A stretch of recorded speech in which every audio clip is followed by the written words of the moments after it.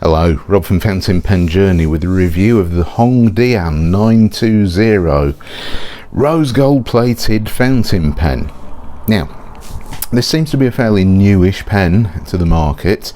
I actually found this on Amazon, which is unusual because in general Amazon isn't a place I tend to look for fountain pens. Occasionally I've had the odd really good bargain from Amazon, but saw this pen and thought, let's give it a go, try it out, see what I think. And this is the only it's only the second Hongdian fountain pen I've ever used. The first one being the Hongdian Magpie that I reviewed quite a while ago. Very nice writing pen, very beautiful. And this is somewhat different. Now, the incredibly popular Hongdian Black Forest, which is now available in various other colours,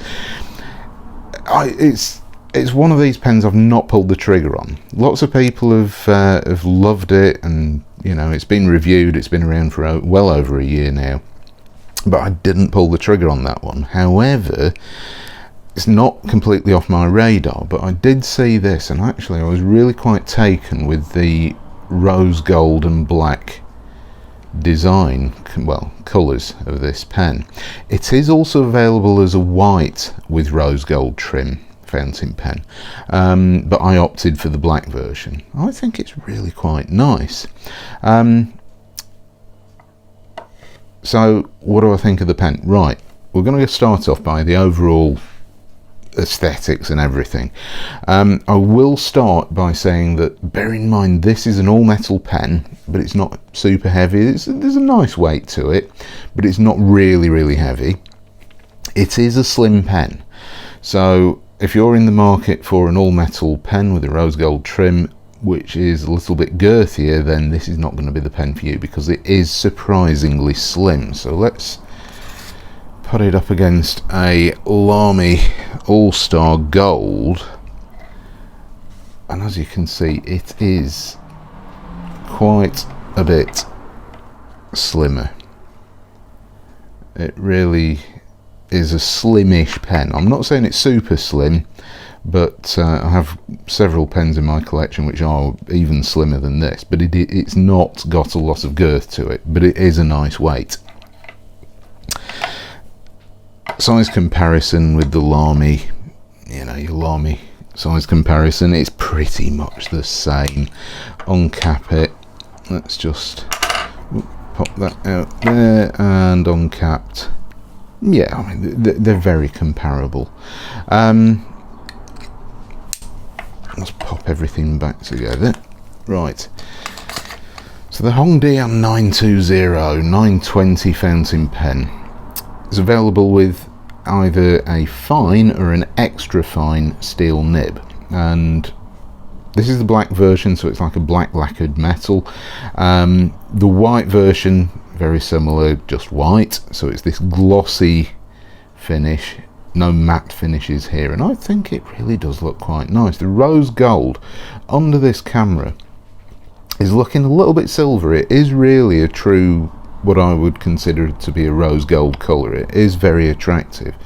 Right from the finial, where we've got the Hongdian logo up there, and the clip, which is perfectly functional. It's quite stiff, in fact it's pretty stiff indeed. There is a cap band with, I couldn't read this, it's a very slim cap band, but I'm assuming that says Hongdian or something, and there is 920 on the reverse side of the cap band.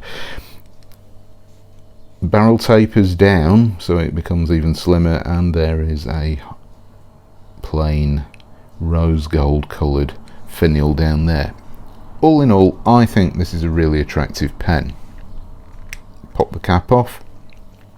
I've had no issues whatsoever with this drying out. I've left it unwritten with for over a week, always part of one of my tests, and yeah, first time, every time, starts up. Done a really good job. The section, which is quite long, really quite nice, is plastic. and to be honest, I think that's quite a good thing. It is glossy plastic, but I don't find it slippery at all. The nib itself, steel nib, and there is somewhat of a rose gold thing down there going on, but it is more of a silver coloured nib. Black plastic feed underneath, quite a small nib, but I actually think it looks really well with the actual size of the pen. It actually matches it really quite well, the nib size, and it's attractive. I think overall together it's a decent pen. It's a nice length to write with. The section is not super skinny.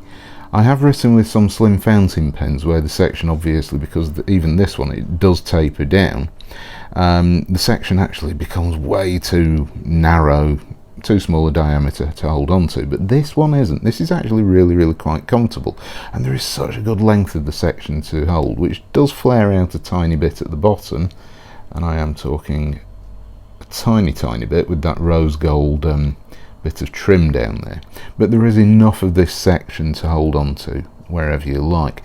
There is a step up where this ring is, where it meets the barrel, but quite honestly it's not massive and it's not sharp. It's quite comfortable to hold. As I mentioned, really good length in the hand. Some people are going to say it's not quite long enough. Personally, you know, I can write, I've got size 9.5 hands or something, something similar to that, and I can write with a Kaweco Sport unposted. Not for long periods, but I can do it. If you can write with one of those unposted, then this is not going to be any issue at all.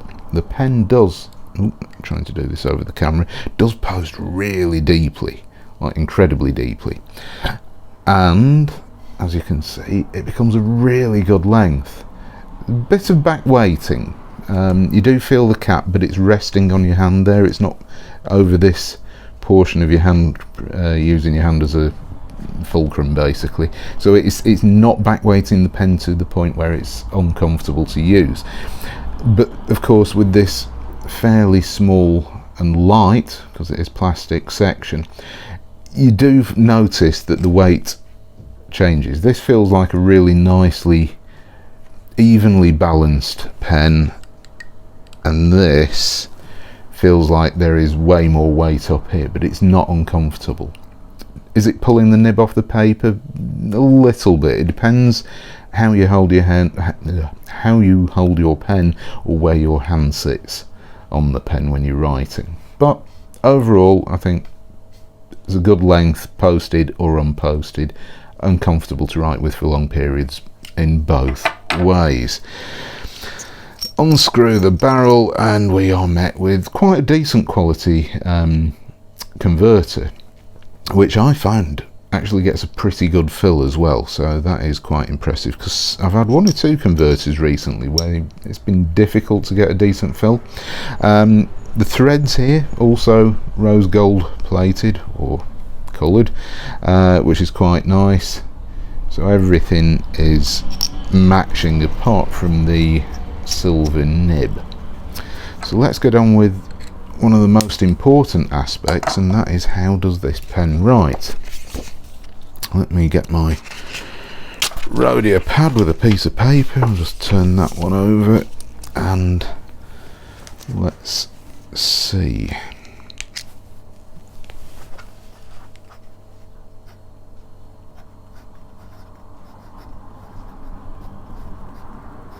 Hongdian 920. That's the model, but I've seen this advertised, well, not seen this sold on advertised. The listing I bought this from was listed as a Hongdian 920 rose gold plated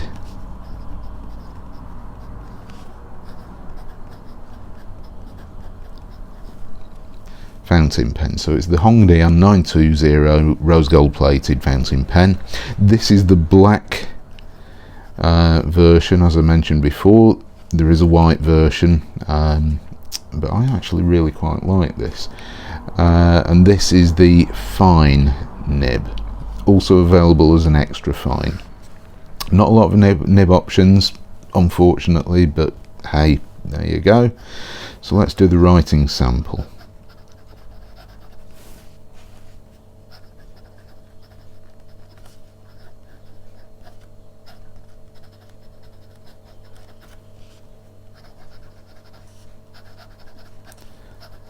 As I've said before, this pen, no issues with hard starting whatsoever.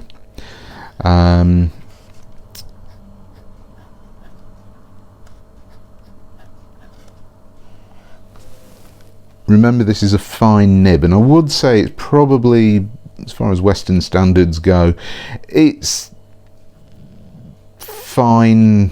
It's definitely more fine than medium, but it is quite a broadish fine. No issues with that, but not the wettest nib. However, the flow is absolutely fantastic, brilliant. It keeps up no matter how much writing you do. No issues with the flow and the feed at all. Really good, really consistent. Before I do the reverse writing, I'll just write down the ink for you. This is a Diamine Syrah, which I struggled to think of the ink that would match this pen with the black and the rose gold, and I opted for this, and I actually think it's a brilliant colour combination. This sort of ruby or wine red, it goes really well with the colours because of the rose gold trim and everything. Almost looks a little bit sort of like the colours you might find in Indian sort of palace, that type of thing. I don't know. But either way, nice ink. As for reverse writing,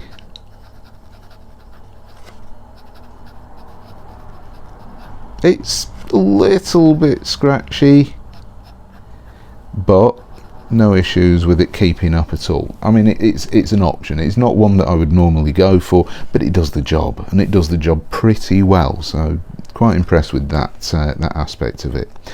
The nib itself, I mean, let's just do a little bit of line variation with no pressure, and let's just see what happens with more pressure.